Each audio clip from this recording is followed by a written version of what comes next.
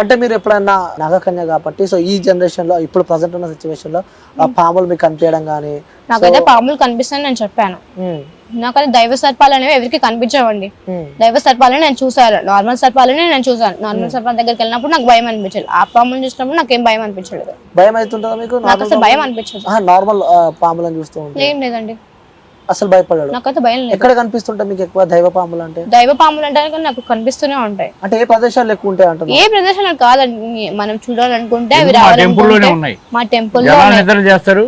ఒక్క పాము ఎవరికి కాట్ అయ్యేది, ఎవరికి దర్శనం లభిస్తుంది ఆ టైంలో. కనిపిస్తాయా మాకు? అదే ఎవరు అదృష్టవంతులు ఆ టైంలో లభిస్తాయి. చాలా మంది చూసిన వాళ్ళు కూడా. దైవ సర్పాలు బయటికి రావు, కాకపోతే కొన్ని కార్యాల కోసం వాటికి తప్పక వాటి బయటికి రావాల్సి వస్తుంది. మాట్లాడితే పాములు ఎందుకు మాట్లాడతాయండి? మీరు కూడా గత జన్మలో ఉన్నారు కాబట్టి ఆ భాష ఈ భాష పాములు కూడా వేరే భాష ఉంటుందా? పాముల కింద వాళ్ళు కూడా ఇచ్చారూపధారిని నాగినీళ్ళ టైప్ లో ఉన్నారు. అప్పుడు మామూలు భాష అది. అవునవునవును, తెలుసా మీకు? ఇంతవరకు కింద పాము పైన మనిషి. కొన్ని పాములకి ఎలా ఉంటాయి, మొత్తం మనిషి తల వరకు పడగా. ఇప్పుడు కూడా భూగృహాల్లో ఉన్నారన్నది కొన్ని శాస్త్రజ్ఞులు పరిశీలించారు. చూసాను నేను కొన్ని వీడియోస్ కూడా చూసాను. అలాంటివి ఇంకా ఉన్నాయి. నా జన్మ గురించి మీరు చెప్తారా? అంటే ఇప్పుడు ఒక వ్యక్తి మీ జన్మ గురించి మేము చెప్పడానికి ఒక వ్యక్తి వచ్చింది మీ దగ్గరికి, సో మిమ్మల్ని నమ్మి మీరు దైవ భక్తితో కూడా మీ దగ్గరికి రావడం జరిగింది. సో భక్తికి మంచి చెడులు ఏమైనా చెప్పండి, చెప్తారా భక్తులు? ఆ టైంలో ఆ దేవుడి ఆజ్ఞ శివుడి ఆజ్ఞ ఉంటే ఖచ్చితంగా చెప్తాం. సో ఇప్పుడు ఏమైనా చెప్పగలుగుతారా? ఇప్పుడు చెప్పడానికి రాలేదు, గుడి దగ్గరనే ఉన్నాము, ఇంటర్వ్యూ ఇవ్వడానికి వచ్చాము.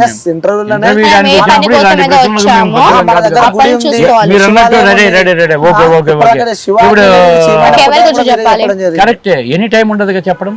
ఇప్పుడు నేను చెప్పాను కదా ఇందాక, అమ్మవారు ఏ టైంలో అంటే ఆ టైంలో రాదు.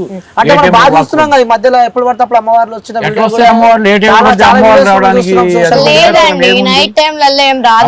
మనిషి కోలుకోలేరు శరీరం కూడా. సో నాకు చాలా డౌట్ ఇది, ఈ డౌట్ చెప్పండి నాకు. చాలా మంది వ్యూవర్స్ కూడా తెలవాలి, అసలు అమ్మవారు ఎప్పుడు వస్తుంది? ఒక టైమింగ్ ఉంటది. ఆదివారము, శుక్రవారము, మంగళవారం, గురువారం కూడా కొన్ని వస్తాయి. ఉదయం 5 నుంచి 8 లోపు, 9 లోపు, 10 వరకు ఉంటారు. మిగతా టైంలో ఉండరు. సాయంత్రం ఉదయం నుంచి ఏం భోజనం చేయకపోతే సాయంత్రం పూట ఒక అరగంట. అంటే పవిత్రమైన ప్లేస్ లో వస్తుంది, అపవిత్రమైన ప్లేస్ లో కూడా అమ్మవారు వస్తుంది? అంటే పవిత్రమైన ప్లేస్ లో వస్తుంది. ఎమర్జెన్సీగా కావాల్సినప్పుడు అమ్మవారు రావాలన్నప్పుడు ఏ స్థలమైనా ఆమె రావచ్చు. ఇప్పుడు పవిత్రమైన ఈ స్థలం అనుకుంటున్నావు, పవిత్రమైన స్థలం ఇది పవిత్రంగా ఉందా? భూమి ఉందా? ఉందంటారా? ఇప్పుడు మనం ఉన్న ప్రదేశం అయితే నేను పవిత్రమే అనుకుంటున్నాను. నేను పవిత్రంగా ఉంటే దేవాలయం వెలిసిందిగా. అదే కదా నేను చెప్పాలి. సో ఆల్రెడీ 3 జన్మలు మీకు తెలుసు కాబట్టి, మనం 3వ జన్మలు ఉన్నాం కాబట్టి, సో నెక్స్ట్ ఇంకా జన్మలో మీరు ఎలా ఉండబోతున్నారంటే ఏం చెప్తారు? ఆ జన్మ గురించి ఊహించదలుచుకోలేదు. ఈ పోయిన జన్మలో పోయింది, ఈ జన్మలో సాధించాలనుకుంటున్నాం అంతే. అదే పోయిన జన్మ సాధించలేకపోయినారు, ఈ జన్మలో సాధిస్తారని తప్పనతో ముందుకెళ్తున్నారు. సో ఒకవేళ ఈ జన్మలో కూడా మీరు సాధించాలని నమ్మకం ఉంది. సాధించకుంటే అంటున్నారు సాధిస్తాం, చేస్తాం పక్కా అంటారు. సో చాలా శక్తులు అడ్డం వచ్చినా గానీ, ప్రభుత్వాలు అడ్డం వచ్చినా గానీ, పోలీస్ వ్యవస్థ అడ్డం వచ్చినా గానీ, తప్పు చేసామా పోలీస్ వ్యవస్థ ఏమైనా చేయడానికి? అడ్డుకుంటే మీ పరిస్థితి ఏంటి అంటారు? నేను అడ్డుకోవడానికి తప్పు ఏం చేయలేదు కదండి. ఒక విగ్రహాల కోసం మా ఫైటింగ్, వేటి కోసం మేము ఫైట్ చేయట్లేదు కదా, దానికోసమే. కాబట్టి అది మంచి పని కాబట్టి అందరూ హెల్ప్ చేయాలి, కానీ దానికి మీరు రూల్స్ పెడితే ఎట్లా అండి? ఓకే, సో ఇంకోటమ్మా, వాస్తవంగా చెప్పాలి, నాకు ఇది ఇప్పటి వరకు ఎంత సంపాదించిన? రూపాయి సంపాదించలేదు. కాబట్టి మీరు చెక్ చేసుకోండి. పక్కా అంటారు? పక్కా. నిజంగా నిజంగా నిజంగా చెప్పాలి? నిజంగా చెప్తున్నా. పక్కా అంటూ పక్కా. మళ్ళీ ఒకసారి అడుగుతున్నా, కన్ఫర్మ్ చేసుకోండి కావాలంటే. నేను రూపాయి ఒకటి, నేను ఎవరు వచ్చినా సరే నేను ఇంతవరకు ఎవరికి ఇది ఇదని చెప్పలేదు. నేను ఎవరికి చెప్పలేదు. నేను రీసెంట్ గా బయటకు వచ్చాను. వచ్చినప్పటి నుంచి మీరు కావాలంటే చూసుకోవచ్చు.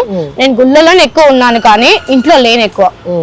ఇంతవరకు నేను సంపాదించలేదండి. ఎందుకు అడుగుతున్నా ఈ ప్రశ్న అంటే చాలా మందికి డౌట్ ఉంది. ఒకటి, మీడియా దగ్గరికి వచ్చింది ఫ్రేమ్ అవ్వడానికి, వీళ్ళకి నయం చేస్తుంది డబ్బుల కోసం అయితే కనుక నాకు ఇక్కడికి రావాల్సిన అవసరం లేదు. ఇంకా చాలా విజయాలు ఉన్నాయి, వాటిని ఉపయోగించుకోవచ్చు, ఎవరైనా సంపాదించుకోవచ్చు. మన కష్టంతో మనం సంపాదించుకోవాలి. ఒకరి గురించి ఇలా అబద్ధాలు చెప్పేసి సంపాదించుకోవాల్సిన అవసరం నాకు లేదు. సంపాదన కోసం కాదు, పోరాటం కోసం. అంటే ఫస్ట్ నుంచి మేము దేనికోసం అయితే చేస్తున్నామో అది ఇప్పుడు కూడా కొనసాగుతుంది. శివలింగాలు తీసే వరకు ఆ పోరాటం మాత్రం ఆగదని చెప్పి చెప్తున్నారు.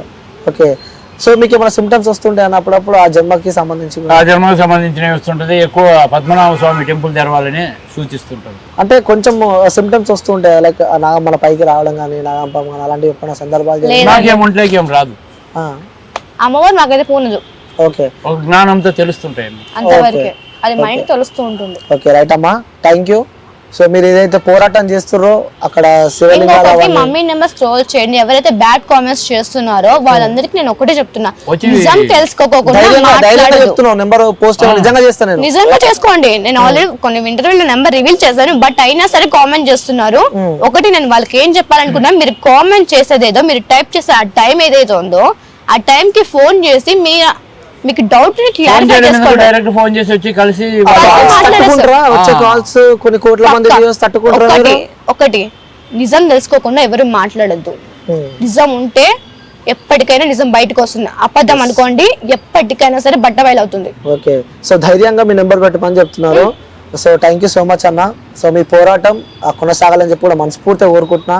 మీరు ఏదైతే దైవ కార్యాల కోసం పోరాటం చేస్తారో మనస్ఫూర్తిగా అది నెరవేర్చాలని చెప్పి కోరుకుంటున్నా. సో ఇంటర్వ్యూ ఇచ్చినందుకు థ్యాంక్ యూ అన్న. థ్యాంక్ యూ సో మచ్ అన్న. Thanks brother.